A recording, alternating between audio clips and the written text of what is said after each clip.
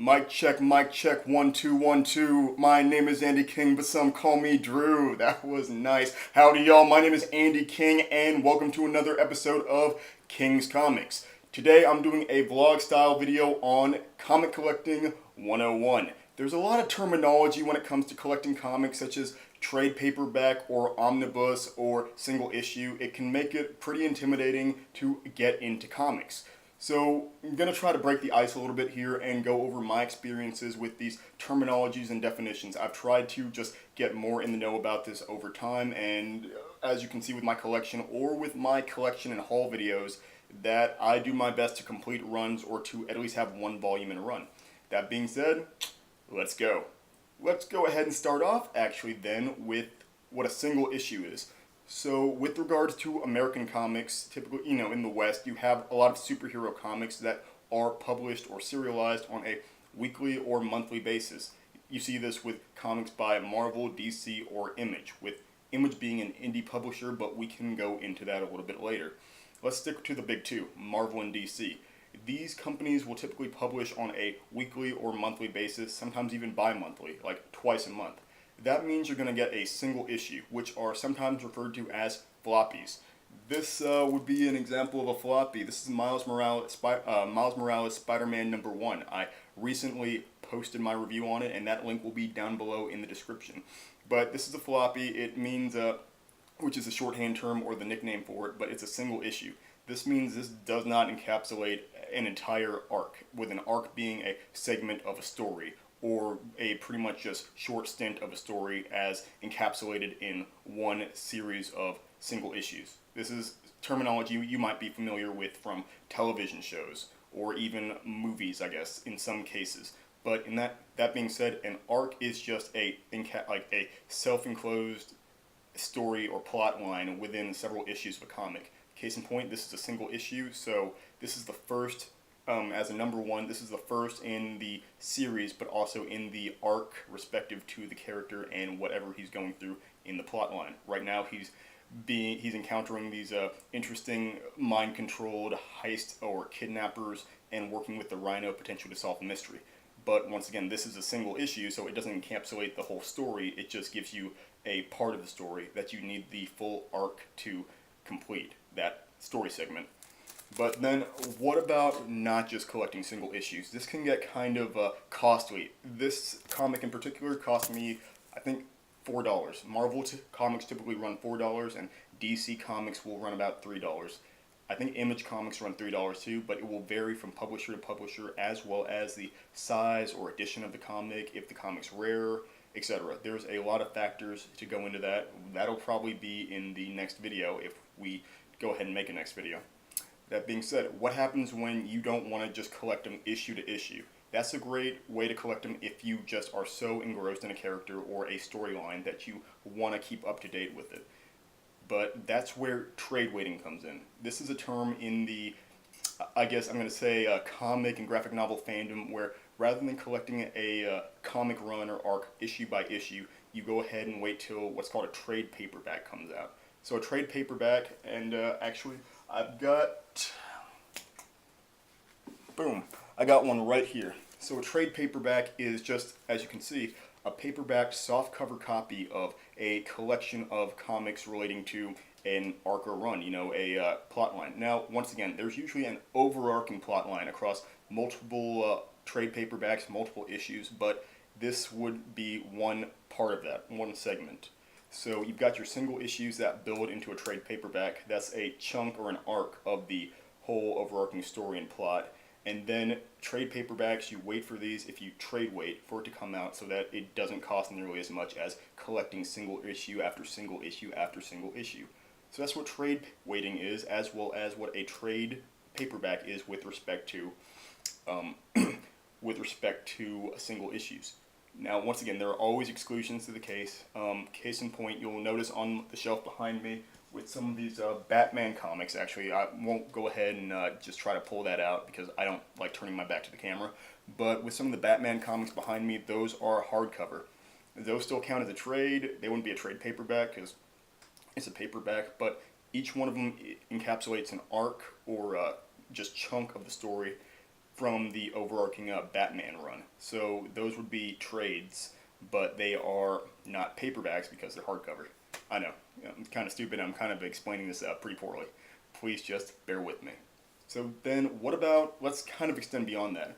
What about if you don't want to wait for trades, or it's years after comics come out, right? Or even months after all the trades have come out, or after at least 3 or 4 trades have come out. So that's when you start getting into collections. A collection is let's see, I'm going to try to find one right now.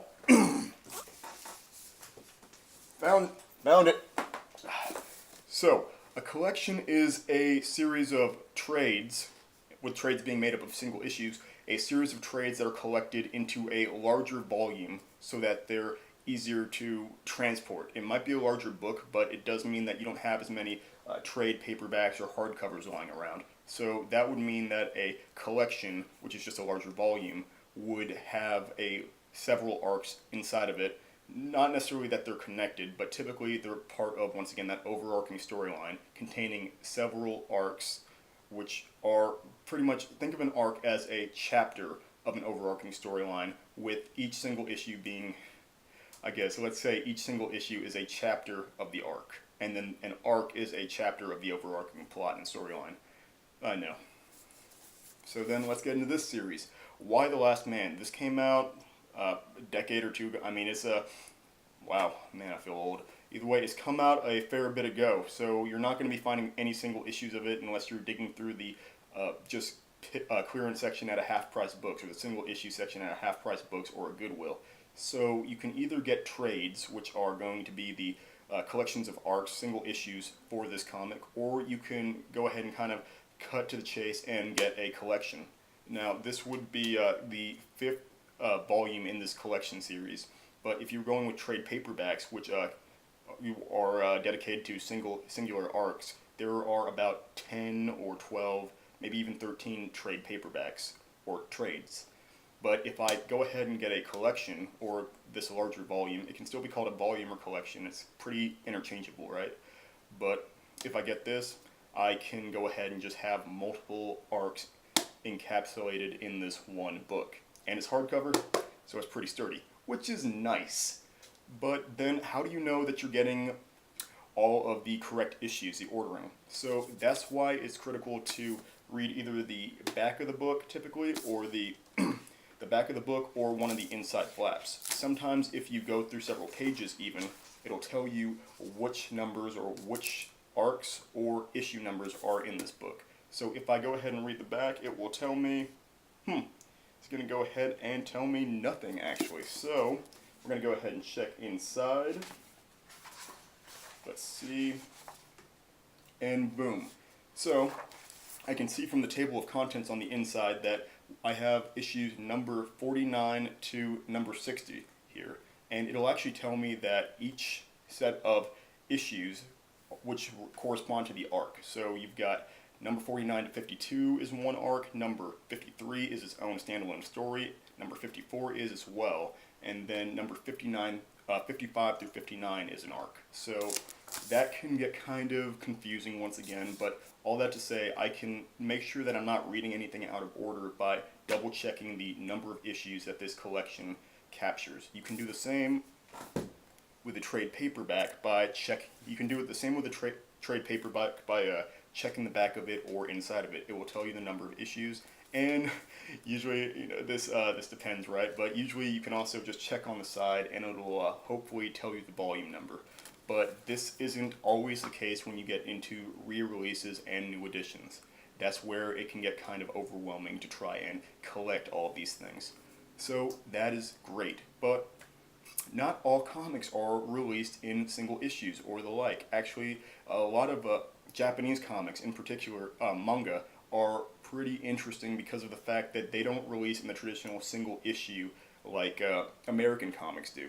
For Japanese comics, for manga, they'll release in serializations such as Shonen Jump, which is a magazine that has a series of single issues, chapters of those comics in them. So if you like things like One Punch Man or Dragon Ball Z, you would read Shonen Jump or another comic-based magazine in order to read multiple chapters of different corresponding manga. Then, after several volumes or issues of Shonen Jump come out, those magazines, then they would sell a volume of that. As you can see behind me, I've got a Death Note. But I've got Death Note behind me. But the thing is, I didn't ever collect Death Note in single issues. I've never seen a Death Note single issue. And that's because when it gets translated, brought overseas, they typically will skip the Shonen Jump phase, releasing it magazine issue by magazine issue, and will just collect it, translate it all at once, and sell it as a volume. This even goes into the fact that I've got this comic called Last Man on my shelf, which is interesting because that's actually a French graphic novel, but they release it volume by volume and translate it to English. This is similar to how manga work in Japan. So that's to say that when on our end of the deal in the West, we're used to receiving manga as volumes or these trade paperbacks, these arcs, as opposed to in Japan where it's more common to pick up a magazine and read different issues of different comics all at once. It's a pretty cool system. I wouldn't mind if DC or Marvel did something similar on a regular basis, but that's neither here nor there. Now let's go into what happens if you've got a limited run. A limited run is the idea of a series is not meant to go on for longer than a set number of issues. Let's say I've actually got one right here as an example. This is the Omega Men by Tom King. If the name sounds familiar, Tom King is the current writer for Batman for DC Comics. The Omega Man is a rehash on these old school, around the kind of peak of the DC cosmic era, this team of just kind of misfits, similar to the Guardians of the Galaxy to be honest, but these Omega Men who were defending the galaxy or different parts of the galaxy. So Tom King actually rehashed and included a lot of political metaphors as well as based on just the idea of foreign policy and conflict, but from a galactic and alien perspective, to the point of including Kyle Rayner, the Green Lantern, except as a White Lantern, having mastered the entire emotional spectrum. That's a mouthful and a lot to talk about, but this was never meant to go on for longer than 12 issues. So rather than go ahead and release one or two volumes, they release each issue, all 12 of them separately, and then once that run is done, that limited series, they collect them as a single volume. And that means this is all you need, just the one volume, and you're good to go. Which is nice because it's not about hunting for trade paperback 1 or trade paperback 2 or collection 1 or volume 6. It's all encapsulated in a limited series collection. So that's nice, but it also depends on what the comic is. That's not always true for comics, but when you have comics, case in point, like The Dark Knight Returns or Batman Year One, those are limited runs, so that when they came out upon their initial release, they were released issue by issue, but they were not released as different trades. They were just captured in one book once they had completely printed in their issues, and that was it. That was all you would need to get, which is once again nice when it comes to trade waiting, is when you don't have to keep up with a book if you're not just chomping at the bit to read it, but you're willing to wait for it to come out. Whew. That's a lot. For those who read Spider-Man, you may be familiar with the kind of Stan Lee, Steve Ditko archive collections, which are the Essential Spider-Man. And those are great ways to get started with the Spider-Man character, but they're ginormous. They're huge collections of books, and they encapsulate, I mean, tens of books, multiple arcs, multiple runs, not just a single arc or collection. So those are a great way to get started, but that's an example of what a collection looks like, which is where we also get into a larger feature of collections, a kind of level up of collections, which is an omnibus, or an omnibus, or omnibuy, which I happen to have right here. So boom, this is the entire New 52 Flash run, or at least by Francis Manapool and Brian Buccellato. So during their tenure writing the Flash for DC during the New 52 era, they wrote, oh gosh, let me double check and make sure I got this right. I don't even know, but they wrote multiple volumes, trades of this Flash series. However, that's a lot to go ahead and collect. You would have to collect 5 or 6 volumes, maybe even 7, all by themselves. That's 7 trades, or you could wait for the collections to come out, the collected trades, which might be 2 to 4 different trades. I mean, 2 to 4 different collections. But then with an omnibus, it means you've just got the whole thing. This is clearly larger than your average trade or hardcover or collection. But that means this is similar to what you get with a limited run. This means that you've got, once a run has ended, or once a team's run has ended, a creative team, which is typically a writer and an artist working together, then you can collect it in an omnibus, which will, ideally encapsulate the entire run that they worked on together, all of the comics and issues they worked on together. I say ideally because unfortunately this isn't always the case. There's a lot of weird legalism in some cases where a comic publisher won't include some issues. I don't know how it fully works, but those are few and far between. But this is an example of an omnibus, which is just basically all of the amassed collections, all of the amassed trades, all of the amassed single issues in one book that you can just rely upon to have the whole story. It can also be a bit of a pain to read because it's just everything. Sometimes you will even have omnibuy split up into several parts just because there are so many issues. An example of this would be Neil Gaiman's Sandman or Robert Kirkman's Invincible, with Sandman being across, I believe, 12 individual volumes or trades by itself. So that's roughly, let's say, 5 issues per trade. That's about maybe 60 plus individual issues. So that can add up really quickly. So you'd have about 2 to 3 omnibuy like this to collect everything. So I know, that's where collections and omnibuy, etc. become super fluid in terms of terminology as well as really, really arbitrary. That's alright. This is just to say that there's multiple different terms for how you collect comics or what you're looking for when you collect comics, or why it might be hard to ask for comics or a run whenever you're talking to someone or trying to get a gift for someone. It can be a little confusing to maybe go to a comic book store or check Amazon and say, well, I know my brother, or I know my son, or I know my dad really likes the Flash, but where do I start? And then, you shop or you go to a comic store and you end up buying a single issue, or you end up buying an omnibus, or you end up buying a trade, and it gets really confusing as to where they want to read or where they want to start. But if you are familiar with the idea of single issues and trades and collections, then you can research them a little bit more and maybe be familiar with where certain storylines will occur.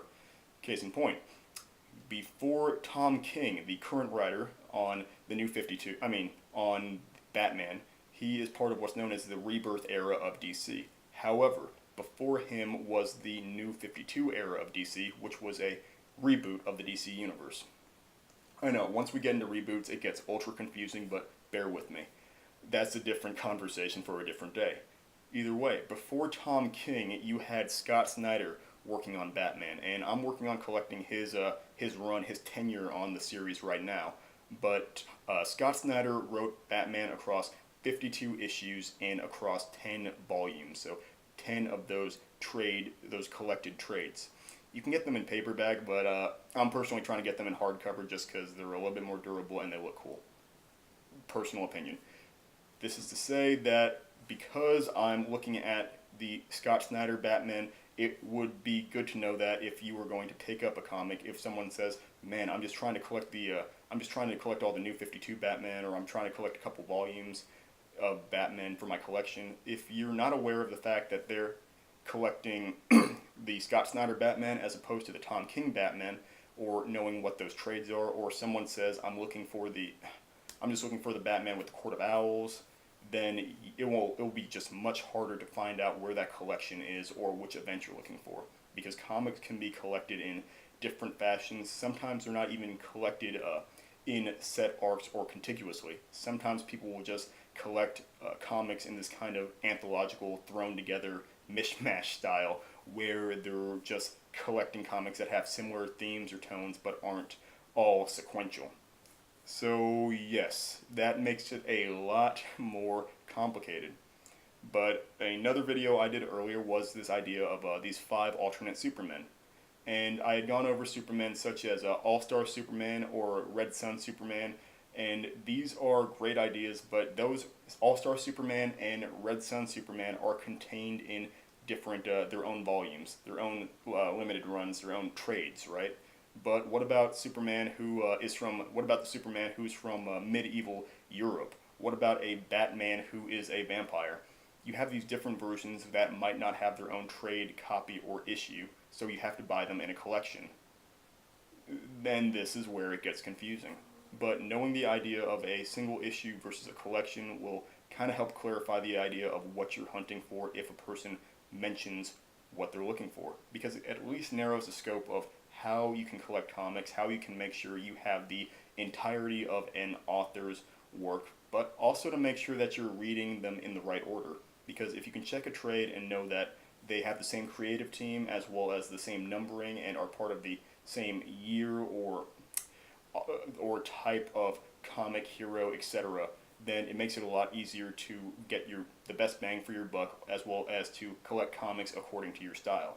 Whether that's collecting them single issue month to month, or collecting them waiting for those trades and collections to come out, or simply just letting it age, going to your library and collecting these massive omnibuy or volumes and sitting down reading them with a cup of coffee or the like.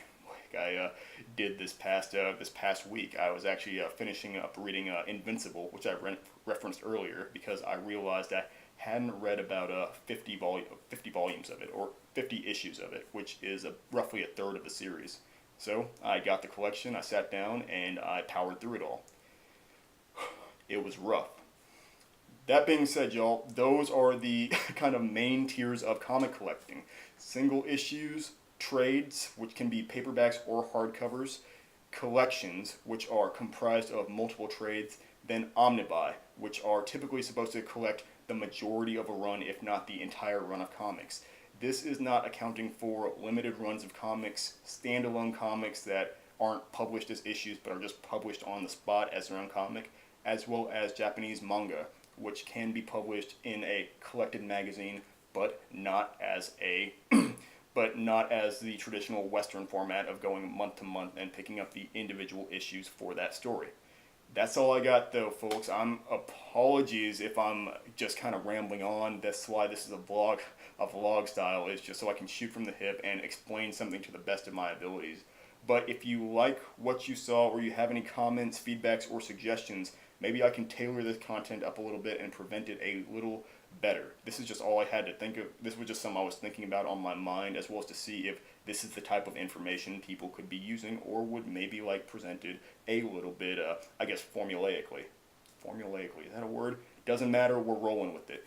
Either way, if you liked what you saw today, please hit the like button or the subscribe button if you really, really liked what you saw today.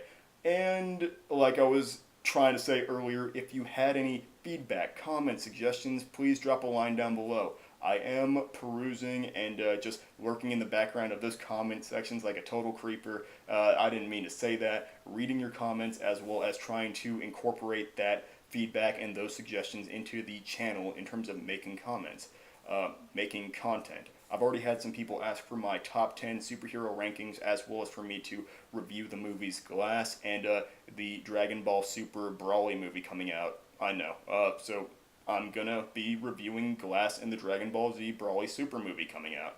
I know, right? That's just something that happens because I read the comments. And I'm gonna go through the comments and give those guys shout outs as soon as I make those videos. But that being said, guys, thank you so much for tuning in. This has been another episode of King's Comics, and I look forward to seeing y'all very soon.